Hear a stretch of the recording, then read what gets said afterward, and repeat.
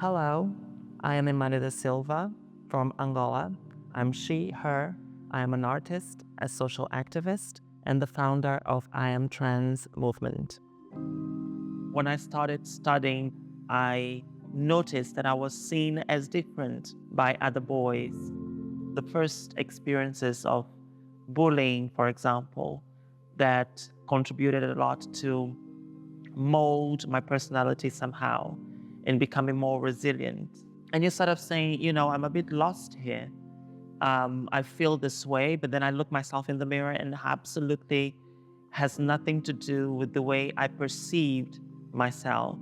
At the age of 19, I moved to the UK to live, study, and work. So it was a new beginning. It was fascinating to me that at that time, over 20 years ago, a completely different society and world around me, where it was giving me the chance to be more open to accept myself and to be myself. In 2007, I made the decision of making the first steps towards my transition.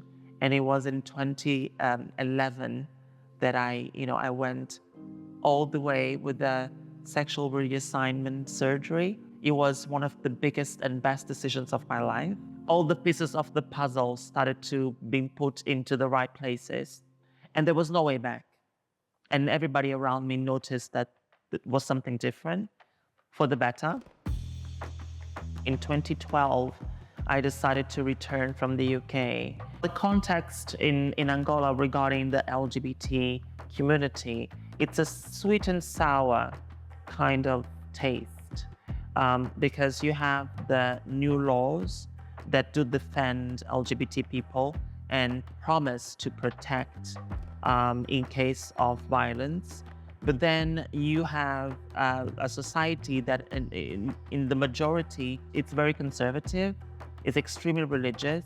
As a trans person, you have difficulty being accepted and be respected when, for example, you go for, the health services, for example, when you are a student, for example, and we have many cases of trans women who have been forced to cut their hair off and change the mannerism and change their clothing. I think that I needed a platform to show, not only to give answer to all the challenges that the trans community faces, but mainly to bring together the trans community. I founded the I Am Trans movement, Angola.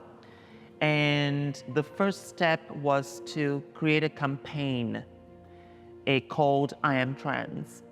So in that campaign, many trans people would hold a sign saying, I am trans. So many trans people were actually, dying to get the chance to be seen and to be heard.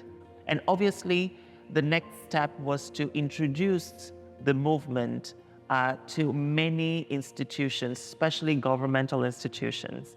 So the police, the Ministry of Justice, of Health, Education. The way to change hearts and minds through training is the method that is used. The people responsible for giving the training are people from the community. And also people have the chance to make all the questions that they have to make. And we have to be prepared and open to give all the answers that they need. And simply say, this is exactly what we go through, and this is exactly what people like you, or people in your position, if you don't have the right mindset, make us go through. And this is the challenges that we face, you make us face, and this is the changes that we need. They need to understand who we are, why we are who we are, and why it is important for us to be considered, respected, and embraced.